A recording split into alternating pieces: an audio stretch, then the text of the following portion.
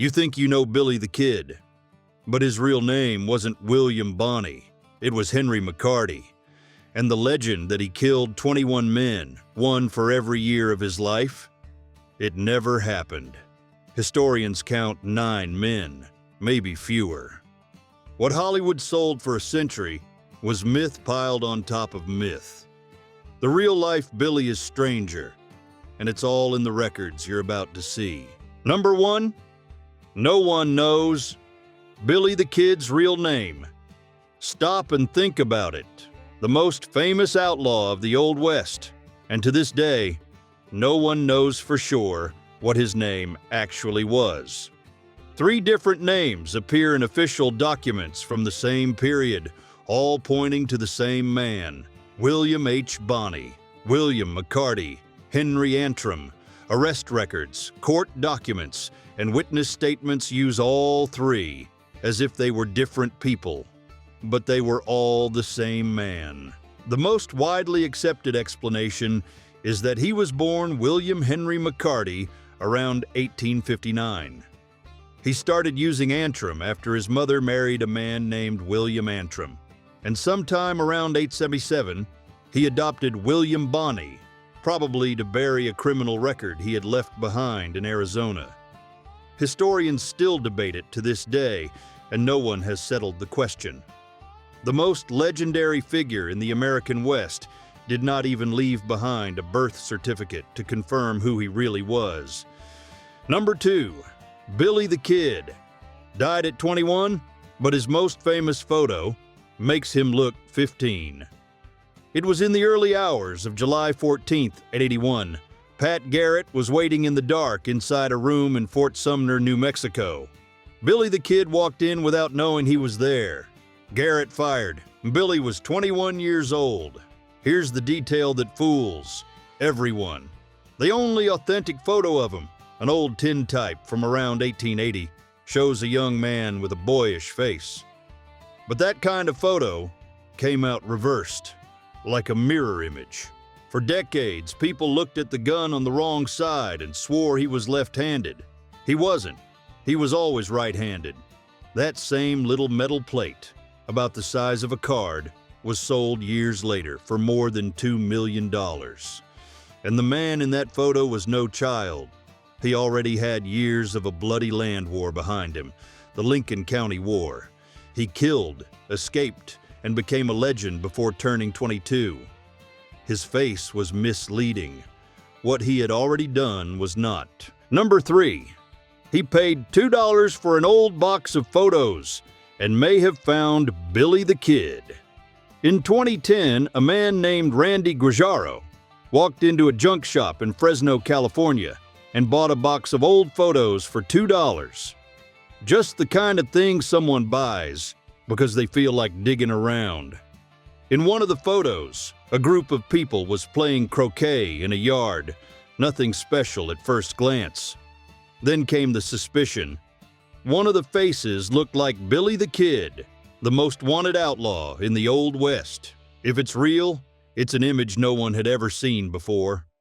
In 2015, a company valued the photo at $5 million. But many historians are still skeptical and say no one has proven anything. And it doesn't stop there. The only photo of him that no one disputes, an old tintype, had already gone up for auction in 2011 and sold for $2 million. A man who died more than a century ago is still worth a fortune. Number 4, Billy the Kid spoke Spanish better than English, and that's what kept him alive for years. There's a side of Billy the Kid that movies almost never show. He spoke fluent Spanish. He learned it as a boy while traveling through Arizona and New Mexico, and he got to the point where, in a conversation, he was more comfortable speaking Spanish than his own English. That changed everything. Fort Sumner, New Mexico, in 881, was a Hispanic community, and they didn't see Billy as an outsider. They saw him as one of their own. He went to Mass, showed up at parties, had girlfriends in the area, and was treated like family inside those homes. Now think about Pat Garrett's problem. The sheriff was the Anglo outsider.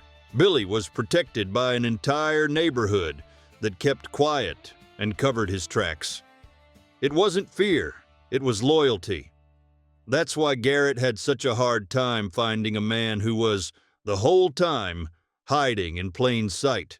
Number 5.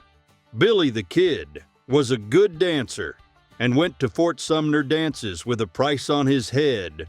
Forget for a second that image of an outlaw hiding in a cave, eating cold beans in the dark. Billy the Kid lived very differently from that. Even with a reward out for his capture, he showed up at community dances, the famous fandangos, like any other neighbor. And he wasn't the kind of guy who stood off in a corner. The people of Fort Sumner remembered him as a good dancer, a smooth talker, the guy who brought the room to life. Everyone there knew the face of the most wanted young man in the territory, and no one turned him in. Pat Garrett knew that routine very well. The sheriff knew Billy's habits and used those dances to keep an eye on him. In other words, the lonely fugitive from the legend was, in reality, the most social person in town. But before he became a myth, how many men did Billy actually kill? The real number has nothing to do with what Hollywood told us. Number 6. Billy the Kid killed 4 men, not 21. The rest was made up by a drunken journalist. You've heard the story.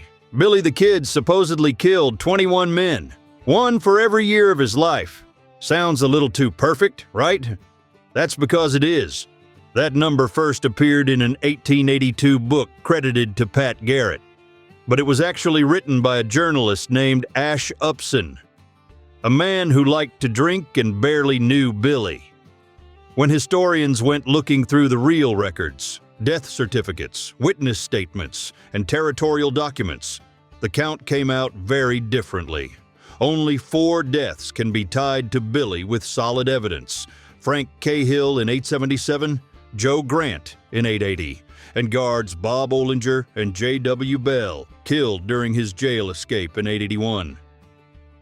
The others blamed on him happened during shootouts in the Lincoln County War, where no one could say which bullet came from which gun. The number 21 spread around the world for one simple reason: it sold a lot more newspapers than the number 4. Number 7. Billy the Kid wasn't born an outlaw, he was hired as a gunman in a business war. We grew up thinking Billy the Kid was bad from the start, a natural-born criminal. The real story looks more like a business dispute than a Hollywood Western. In New Mexico in 1888, 2 groups were fighting over the region's big money: cattle sales, supplies, and most of all, Army contracts. On one side were Lawrence Murphy and James Dolan, who held the monopoly and had the support of the local government. On the other were 2 newcomers, John Tunstall and Alexander McSween, who were trying to break through that grip. So where does Billy fit in? He was hired by Tunstall's side as a gunman. It was a job, a paycheck, not a calling to be a criminal. But in February of that year, Tunstall was killed. That's when it became personal. Billy swore revenge and stayed in the war even after his boss was dead. Almost everything he was later tried for started there, in that fight over money. Number 8. Billy the Kid's first killing was self-defense against a bully who had him pinned to the ground. A lot of people think Billy the Kid killed out of cruelty. His first case tells a different story. It happened in August 8th at a military post called Camp Grant in Arizona. Billy was only 17 years old, a skinny kid. At that saloon there was a man named Frank Cahill, nicknamed Windy, a big blacksmith who was always picking on the boy. That day, the taunting turned into a real fight. Cahill was much bigger, knocked Billy to the ground, and got on top of him with his knee pressed against his chest. Trapped, Billy reached for a revolver and fired. Cahill died the next day. The jury at the time ruled it a criminal and unjustifiable killing. But no one was able to prove that Billy had started the fight. Before they could arrest him, the young man got on a horse and disappeared. The first time Billy killed someone, he was underneath a man who wanted to finish him off. Number 9. Billy the Kid escaped the gallows by killing both guards and even stopped to chat before disappearing.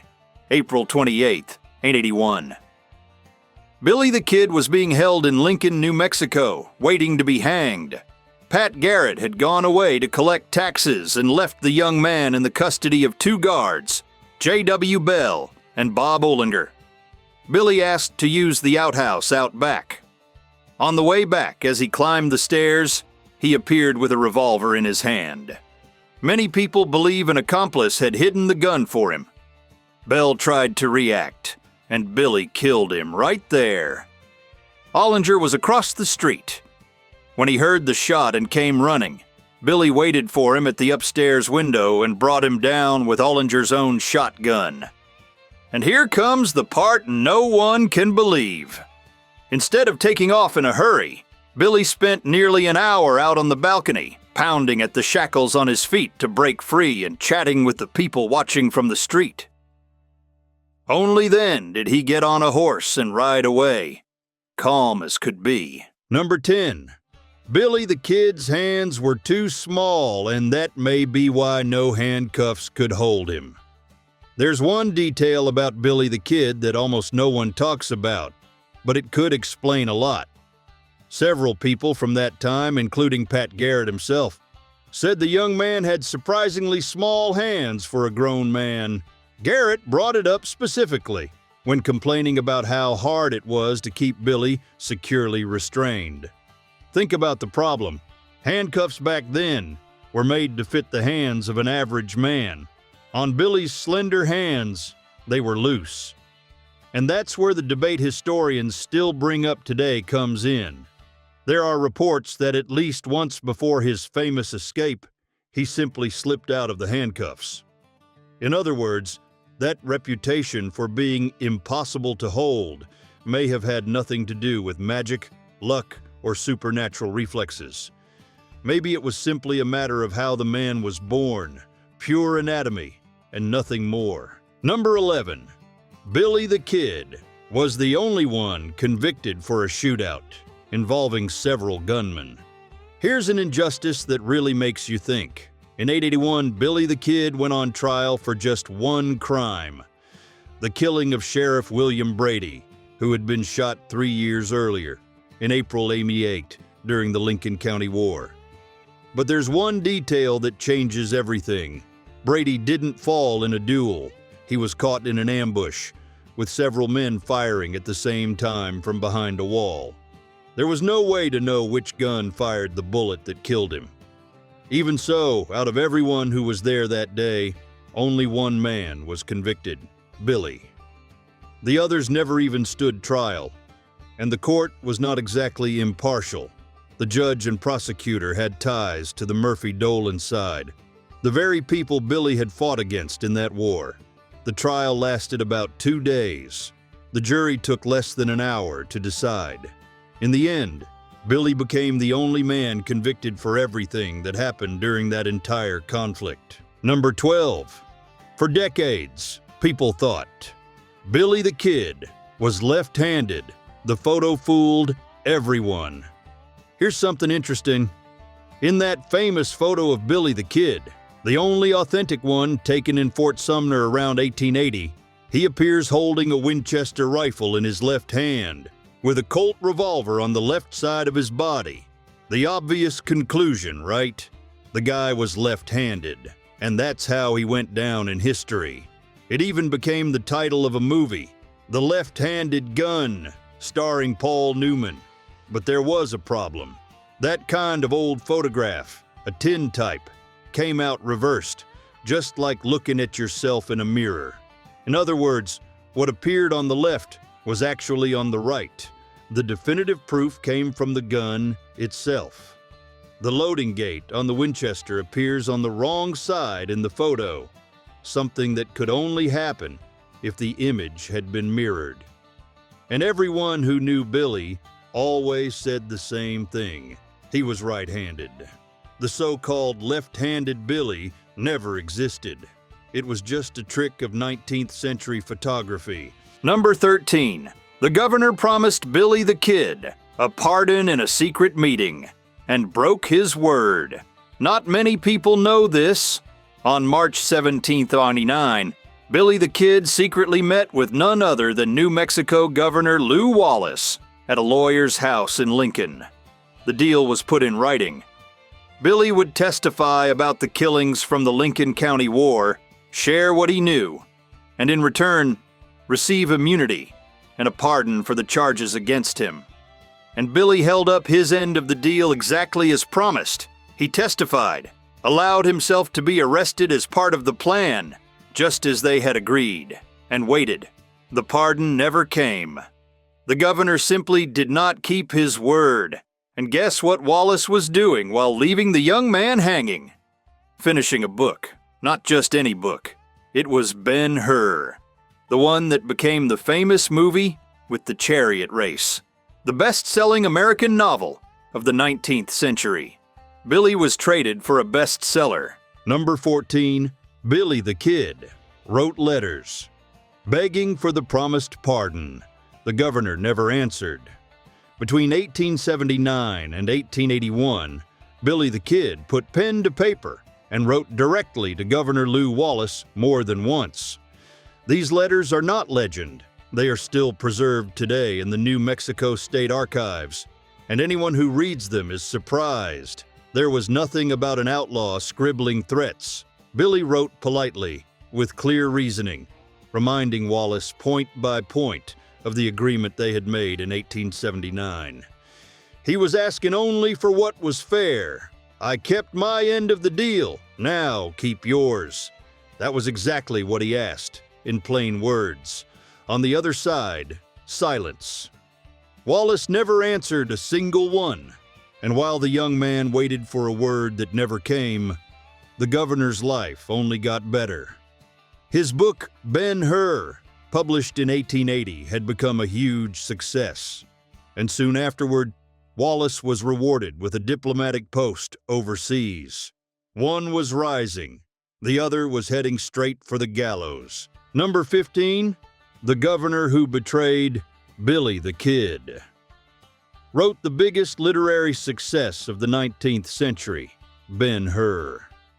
To understand the full irony, you need to know who Lew Wallace was. He wasn't just any politician. The man had been a general in the Civil War, and he was also a lawyer and a writer. He was sent to New Mexico in 1898 with one clear mission: to put an end to the bloodshed of the Lincoln County War. He served as governor from 1808 to 1881. And here's the coincidence. That was exactly when Billy the Kid was hunted down, captured, tried, and sentenced to death.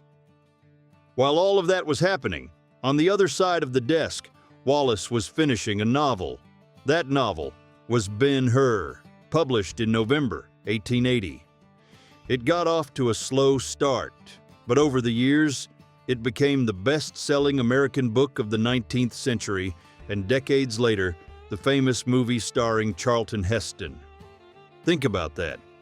The same man who left Billy hanging out to dry entered history as one of the country's great authors. Number 16. Billy the Kid could have escaped to Mexico and saved himself, but a woman kept him in Fort Sumner.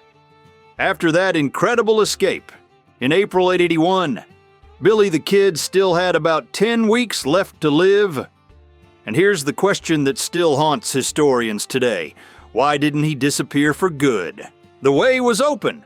All he had to do was cross the border into Mexico, beyond the reach of American law. Garrett himself later said Billy had thought about it. It made perfect sense. But instead of getting away, the young man went straight back to Fort Sumner, the most dangerous place he could possibly be. The most widely accepted reason is the most human one of all, a woman. Billy had grown close to Paulita Maxwell, a young woman from an important local family. And it was there, at the Maxwell home, on the night of July 14th, that he walked into the dark room where Garrett was waiting.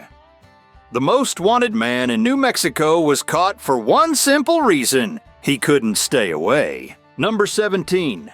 Billy the Kid died barefoot and unarmed. He went to get meat from the kitchen and was shot twice. The night Billy the Kid died was nothing like a movie duel. It was in the early hours of July 14th, 1881, at Pete Maxwell's house in Fort Sumner. Billy woke up hungry. He got up, didn't even put his shoes on properly, and went to the kitchen to get a piece of meat. He had a knife in his hand, but it was for cutting food, not for fighting.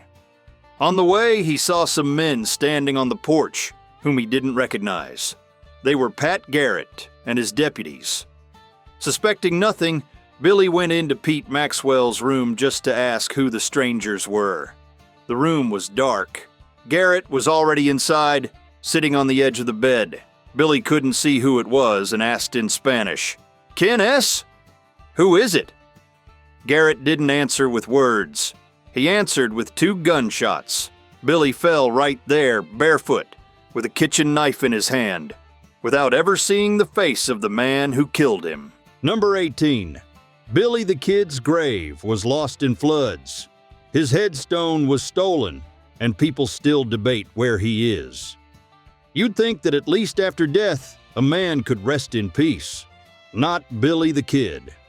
He was buried on July 15th, 81, in the old Fort Sumner Cemetery, next to 2 fellow gang members, beneath a headstone with just one word on it: pals.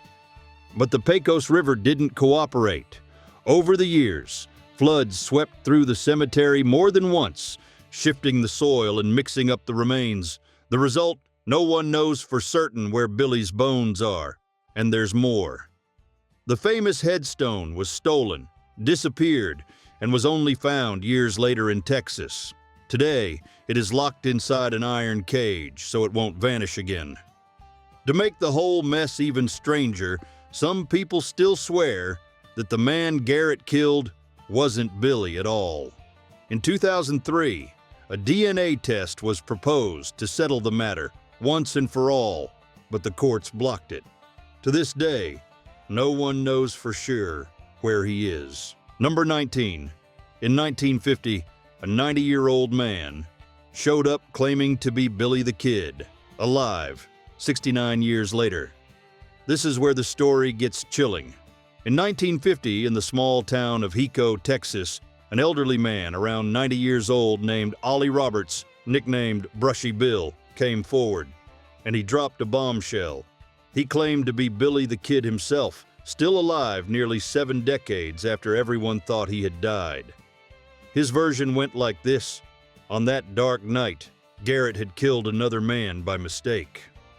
The real Billy escaped, went into hiding, and lived his entire life under a different name. The claim was taken seriously. A lawyer brought the old man before New Mexico Governor Thomas Mabry, demanding the pardon that had been promised long ago. The governor met with him and listened, but refused to give in. Then fate closed the door. Just a few months later, still in 1950, Brushy Bill dropped dead of a heart attack, never managing to prove who he really was. Number 20. In 2010, New Mexico considered pardoning Billy the Kid, 129 years after his death.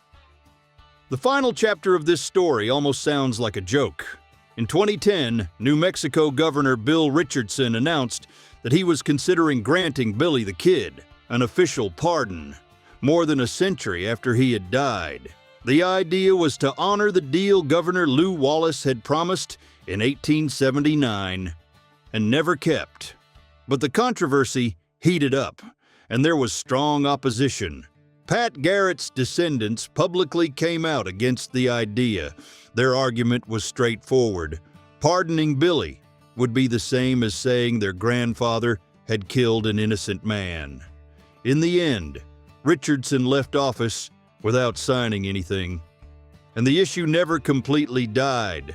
Every now and then, someone brings it back up. There it is. 20 facts, 20 truths, confirmed by the records. and every one of them clashes with the Billy the Kid from the movies. The real man wasn't even sure of his own birth name. He killed 4, not 21. He kept his end of a deal that the government tore up. He wrote polite letters to the governor who left him waiting for the gallows. And he died barefoot, unarmed, in a dark room, without seeing the face of the man who killed him. That is the story the documents tell. The rest was what America wanted to believe.